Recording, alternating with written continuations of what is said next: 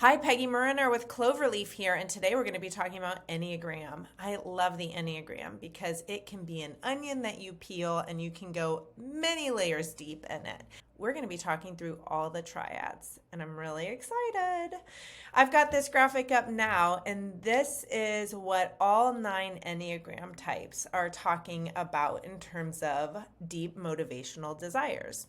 So these can show up in your behaviors and in your interactions, also in how you are seeking to have this need, this desire that you have, how you are seeking to have it met even in crisis. For some of us, a simple conflict or stressful situation can be crisis. And you can even flip into that stress mode when you are anticipating crisis or disappointment. So this doesn't mean that you have terrible things go on or you're dealing with great trauma. It can also just be everyday change and instability. Enneagram has 3 centers of intelligence.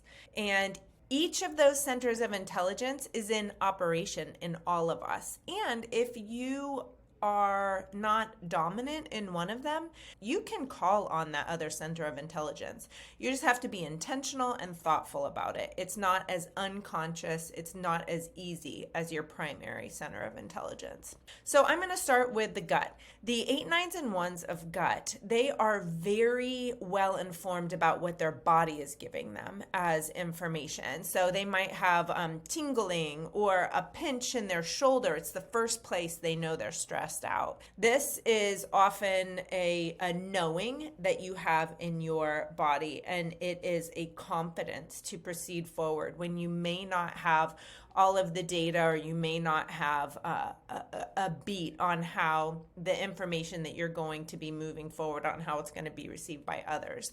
But based on your past history and this sense of how things would best be served, you can move forward with that center of intelligence. Often these are folks that can operate independently, they're really committed, and they have a strong confidence moving forward in action.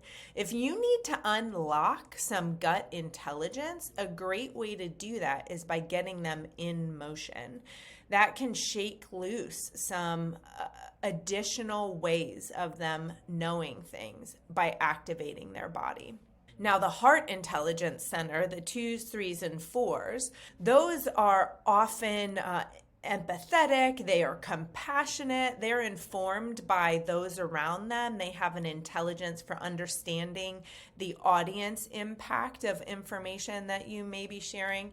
So they are really great to run ideas by as to how they think it could benefit those that you're trying to sell to or get buy-in on.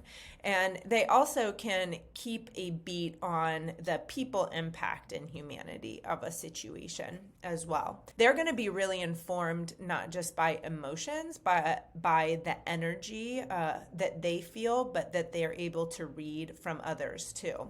So if you're wondering how a meeting went or if it was well received, you could probably get a more informed, interesting perspective from somebody in the heart triad.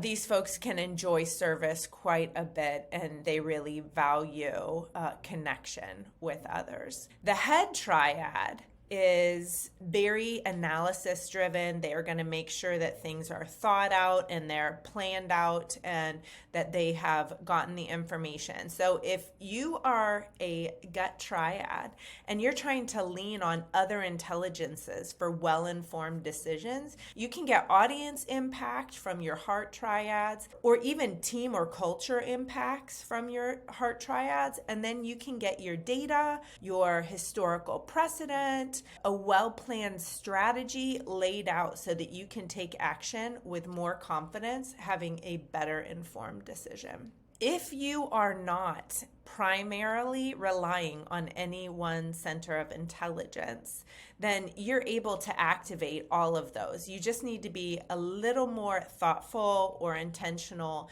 about asking yourself what the decision points are for the other centers of intelligence. So I really enjoy this for team dynamics, because if you need to pull other folks into a conversation, or if you need to get input before you make a decision, this is a great knowledge model for you to be able to look at and say, hey, if I want to think globally and I want to make sure I'm not falling into any strategic pitfalls or any cultural issues, or I am getting the best path forward to gain buy-in and people's perspective and really create a movement and energy behind something, you're able to figure out who the players are that you need to ask for their input on a decision.